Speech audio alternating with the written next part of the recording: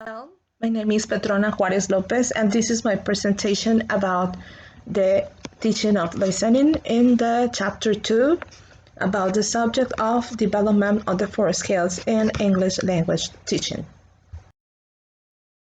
Well, concerning the teaching of listening, since we are teaching our students English not only to help them to pass exams, but also to prepare them to use English in a real life. That is important to understand that point because that is the main purpose and the objective of this. It is important to think about the situations they will listen to English in real life, and then think about the listening exercises we do in class. Like a brief introduction, we can say that it has been claimed that over 50% of the time that the students spend functioning in a foreign language will be devoted to listening. This is according to Newnham 1998. Listening is an active, purposeful process of making sense of what we hear, according to Helgeson 2003. In second language learning, several writers and researchers in the early 1980s suggested that listening had a very important role. Listening. Why does listening seem so difficult? That is a common question we are doing all the time. Characteristics of the listening process, types of listening, principles of teaching listening, pre-listening activities, while listening activities, and post-listening activities. We are going to study those in order to understand why listening is so important for us when teaching.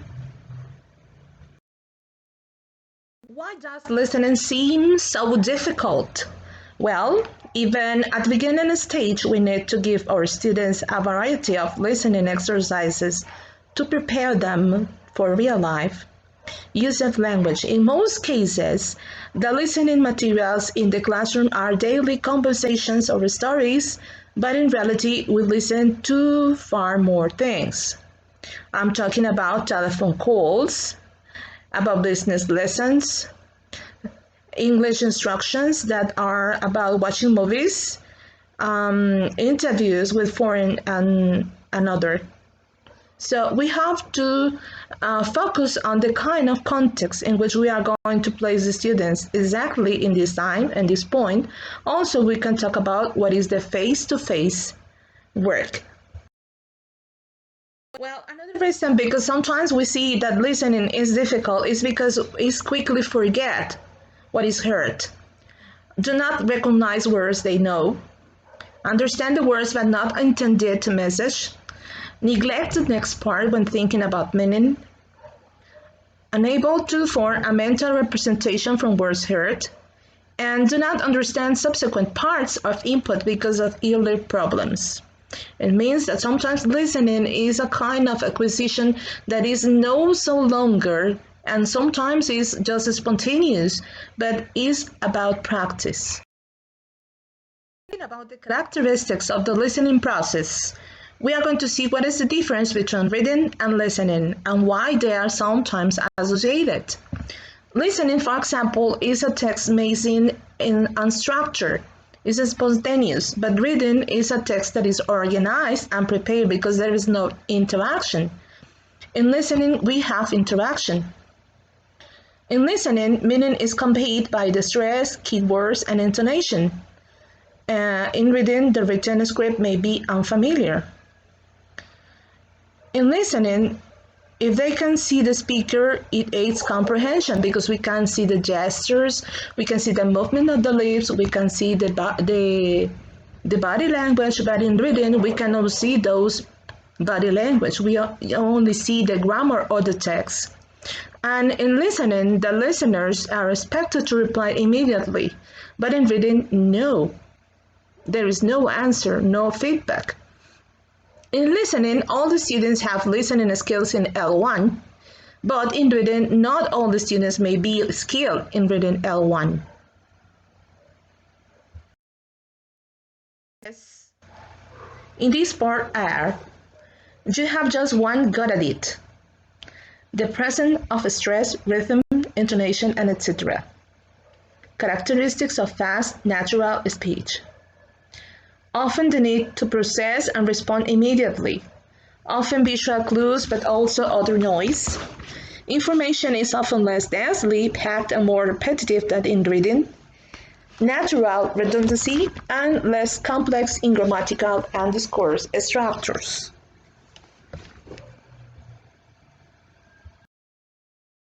Now we can sum up the characteristics of the listening process are spontaneity, context, visual clues, listener's response, and speaker's adjustment.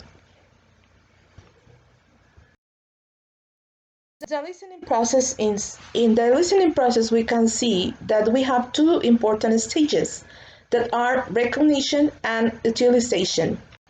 These stages can be summarized in three questions. What did he say? Recognizing. What did he mean when he said X? And 3. What did he intend when he said X?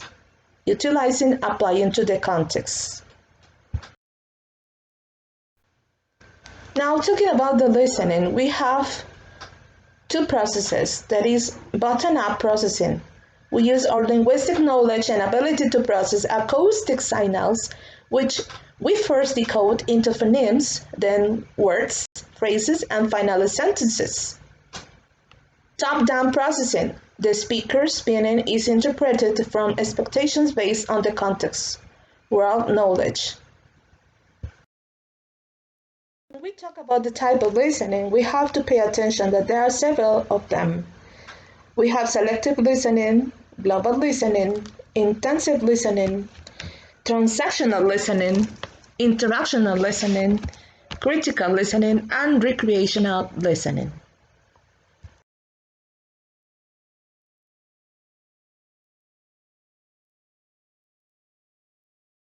Talk about the principles of teaching listening. We have three important points. Pre-listening activities are those that refers to the issues to generate interest, to build confidence, and facilitate comprehension to the students. While listening activities are those that are focused on practice of listening subskills. And post-listening activities are those used to use the knowledge gained from the listening to the development of other skills that could be speaking or writing.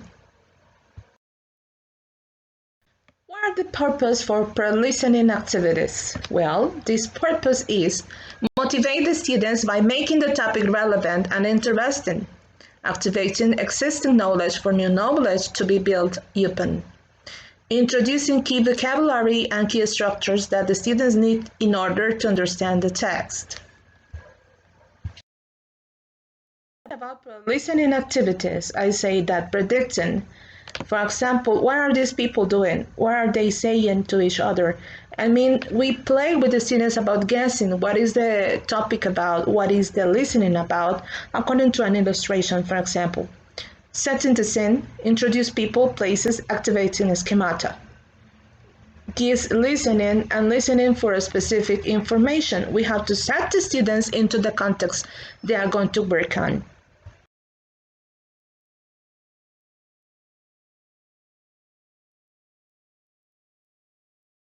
Talking about the post-listening activities, we can say that we choose from different multiple choice questions, answering questions, note-taking and gut filling, dictogloss preparation, dictation, reconstruction, and correcting, role play, debate, and discussion.